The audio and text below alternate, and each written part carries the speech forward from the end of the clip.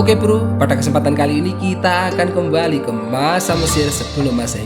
Bicara mengenai Mesir, roman-romannya belum lengkap kalau nggak bahas sosok yang satu ini. Keluarganya menjadi keluarga fenomenal dan sosoknya dianggap sebagai Fir'aun yang paling revolusioner. Nggak cuma itu, sosok Fir'aun ini nggak ada habisnya dijadikan objek oleh para arkeolog, sejarawan, penulis, pencinta fiksi, pendeta, rabai, bahkan ulama Islam, dan tentunya juga konspirator. Minat konspirasi.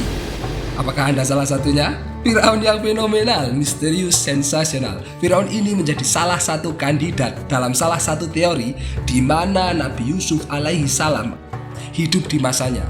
Bahkan digadang-gadang kalau dialah sosok Zulkarnain. Kurang fenomenal apa coba? Siapakah dia? Siapakah Fir'aun yang oleh arkeolog dikatakan di masa dialah penggunaan nama Fir'aun pertama kali digunakan? Kita sudah bahas mengenai hal ini sepertinya di dalam bahasan fakta sejarah Mesir kuno dan bukti otentik dalam Al-Quran. Dan nonton, kalau belum silahkan check it out. Nah, kalau itu mengenai faktanya, fakta sejarah yang 100% akurat, kali ini kita akan bahas yang gamet-gamet, yang garep-garep, yang bau-bau fakta tapi mitos, yang konspirasi, yang paling fenomenal abad ini. Akhenaten, Amenhotep IV. Ini penting, soalnya kita akan bahas mengenai teori-teori. Pada prinsipnya, sejarah itu berubah dan berkembang, disusun dari kerangka berupa mozaik dan bukti otentik primer, kemudian dibentuk sebuah opini dan disitulah dibangun teori. Nah, ingat ya, teori bukan fakta ya. Khusus mengenai Akhenaten, kita akan kutip statement dari arkeolognya dahulu, Dominique Montserrat. Dalam bukunya mengenai Akhenaten, History, Fantasy, and Ancient Egypt menulis bahwa kita seringkali mengambil bukti-bukti yang terserak dari masa kuno dan menyusunnya menjadi kisah yang masuk akal bagi dunia kita. Kami melakukan hal ini sehingga masa lalu bisa diangkat ke masa kini seperti cermin. Nah, cermin Akhenaten ini dipantulkan dengan semua pribadi yang bisa dibayangkan manusia.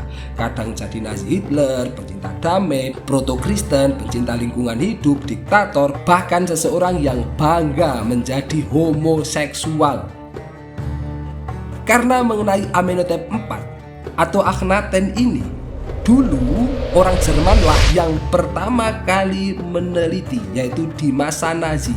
Novelis Thomas Mann, Najib Mahfud, seniman Farida Kahlo memasukkan Fir'aun ini ke dalam seni-seni besar mereka. Pernah ada juga arkeolog Sigmund Freud berdebat hebat dengan psikiater Carl Jung dari Swiss sampai pingsan. Berdebat hebat tentang apakah sang raja Mesir menderita Oedipus kompleks, rasa cinta yang berlebihan kepada ibunya. Begitulah cara para arkeolog pada awalnya memanjakan Fir'aun ini. Selalu prima, digambarkan sebagai tokoh nyentrik, pionir perubahan, pembaharu, diagung-agungkan, dijadikan sebagai lambang kemakmuran dan kebesaran peradaban Mesir kuno. Namun, pada masa penemuan berikutnya pada tahun 2000-an, penelitian lebih jauh, para arkeolog mengumpulkan sampel tulang belulang dari 432 orang di kota Armana, kota yang dibangun Akhenaten, yang dimana diketahui pada masa itu hanya ditinggali selama 17 tahun saja. Dari 432 sampel, diprediksi 70% meninggal sebelum mencapai usia 35 tahun dan hanya 9 sampel yang mencapai usia 30 tahun. Pada tahun 2015, tim lain memeriksa sampel dari 135 jasad. Ekskavasi itu menyatakan bahwa mereka dikuburkan secara terburu-buru. 92% usianya tidak lebih dari usia 25 tahun. Dan setengahnya meninggal di usia 7-15 tahun. Ditemukan bukti fosil lain seperti bayi yang disusui lebih lama akibat kurangnya bahan makanan, banyaknya orang dewasa yang menderita kerusakan tulang belakang. Ini seakan membuktikan bahwa mereka bekerja terlalu keras dan itu akan mengubah segala opini dan teori-teori yang sebelumnya. Ketenaran Akhenaten, daya tariknya selain terletak pada kontroversi revolusioner, merombak agama, seni, arsitektur, istrinya Nefertiti anaknya Tutankhamun. Sampai saat ini penemuan-penemuan berlanjut hingga keluarga ini menjadi keluarga Firaun, objek seni masa modern. Film tentang Tutankhamun, Nefertiti, patung dada Nefertiti yang ada di Museum Jerman yang menempati peringkat pertama objek peninggalan Mesir kuno paling eksotis sepanjang masa. Belum lagi buku-buku dan karya-karya seni lainnya. Jika digabungkan, maka rating ketenarannya 11-12 dengan Cleopatra dan di atas Nefertari tentunya.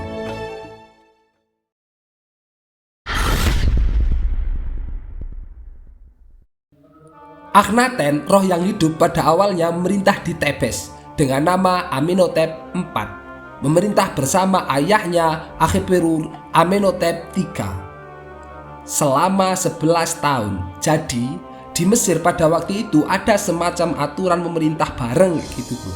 Akhenaten adalah seorang Firaun dari dinasti 18 kerajaan Mesir. Nah, dinasti ini adalah dinasti yang mengalahkan dinasti penguasa Hyksos, yaitu orang-orang Asia yang sempat menguasai Mesir beberapa dekade. Sebenarnya takhta Amenhotep III adalah untuk Thutmose, kakaknya Akhenaten. Berhubung Thutmose meninggal, Akhenaten naik takhta. Sebelum abad ke-19, Akhenaten tidak diketahui dan tidak dimasukkan dalam sejarah Firaun Mesir manapun. Nah, jika kita melihat nama-nama raja Mesir di dalam kronologi Mesir lama, Akhenaten, Neferneferuaten yang nama lain dari Nefertiti, istrinya, bahkan Tutankhamun, anaknya, tidak ada dalam list tersebut. Sampai ditemukan istananya di kota Amarna, lalu diekskavasi oleh Flinders Petrie pada abad 19 dan tahun 1907 digali oleh Edward R. Ayrton, yang dari penemuan ini nama Akhenaten dimasukkan ke dalam daftar kronologi raja-raja Mesir.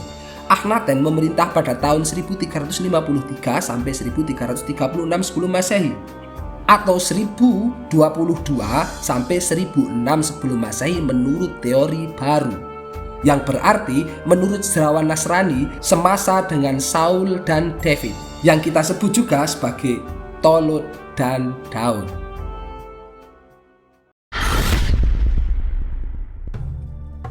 Para sejarawan beranggapan bahwa Akhenaten adalah peletak ajaran monoteis pertama. Ini adalah kesimpulan mereka sejauh mereka meneliti prasasti dan monumen-monumen. Akhenaten menyembah dewa Aten.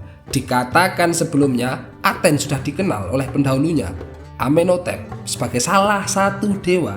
Hanya saja, pada saat Akhenaten memerintah, barulah dia mengenalkan Aten sebagai satu-satunya dewa. Meski sebenarnya pada awalnya Akhenaten tidak terlalu menekan penyembah Amun hingga tahun kelima pemerintahannya. Akhenaten membuat kuil Gempaten, yang artinya kuil Aten yang ditemukan di tanah Aten. Dalam Gempaten terdapat sejumlah bangunan termasuk Hadbenben yang dipersembahkan untuk ratunya Nefertiti.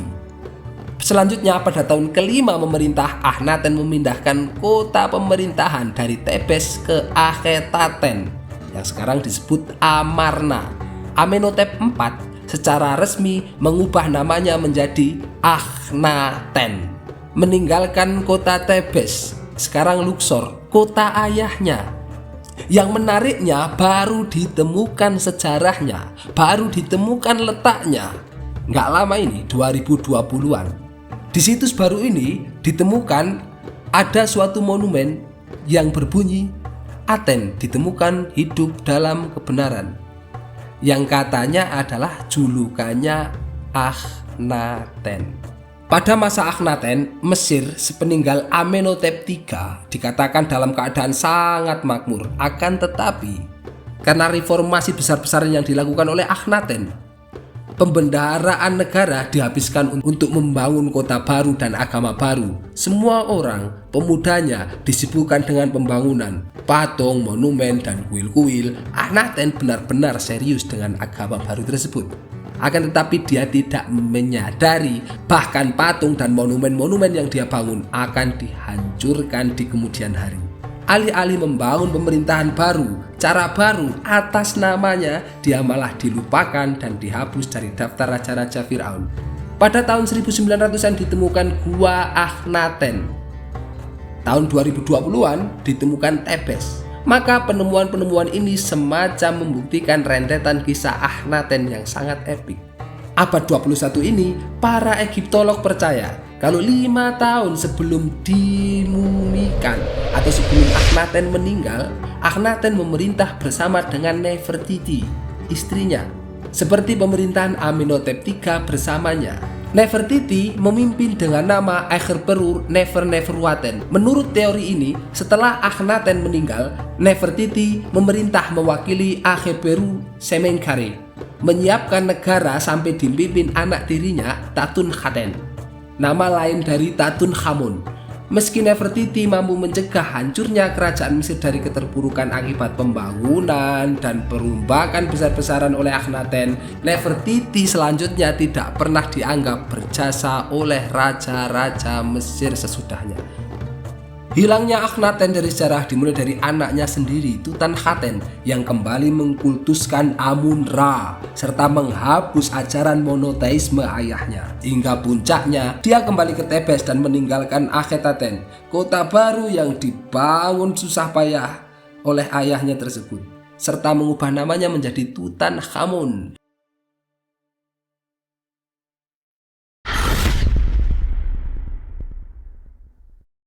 Aten adalah dewa matahari pada mitologi Mesir, digambarkan dengan bentuk piringan. Dalam puisinya, Akhenaten memuji Aten sebagai sang pencipta. Akhenaten menekan pemujaan untuk Aten, dewa penciptaan. Pada mitologi Mesir, dewa-dewa penciptaan sebelumnya ada berbagai macam, seperti Okdot, kumpulan 8 dewa masa primordial, Ra, Atum, Amun. Setiap kota dan zaman bahkan punya dewa penciptaannya sendiri, yang informasinya didapat dari ukiran-ukiran dalam ben-ben atau piramida Mesir ini. Dari dewa-dewa itu, Amun adalah dewa terpenting di Mesir kuno sebelum ketenarannya memudar. Kemudian dewa penting menjadi Ra, dewa matahari. Setelah pemberontakan Tebes terhadap penguasa Hyksos pada masa Ahmose I, Amun kembali menjadi dewa penting, disandingkan dengan Ra, menjadi Amun-Ra. Nah, di masa Akhenaten ini, perombakan besar-besaran terjadi, di mana masyarakat Mesir disuruh Akhenaten untuk menyembah Aten saja. Dengan begitu, ada teori bahwa Aten bukan dewa matahari, melainkan perlambangannya saja. Dan hal ini membuka kemungkinan bahwa Nabi Yusuf hidup di zaman ini menurut beberapa ulama. Yang sangat berbeda dengan teori sebelumnya, Yusuf bin Yakub diprediksikan menjadi menteri di zaman Sanusret I, dan Musa adalah Amenemhat IV. Sobeknefer adalah putri Fir'aun yang mengangkat Musa menjadi anak. Teori lain bahwa Nabi Yusuf alaihissalam hidup pada masa Hyksos, orang Asia yang menguasai Mesir tadi, karena dikatakan bahwa bangsa Yahudi hidup makmur di Mesir pada masa itu.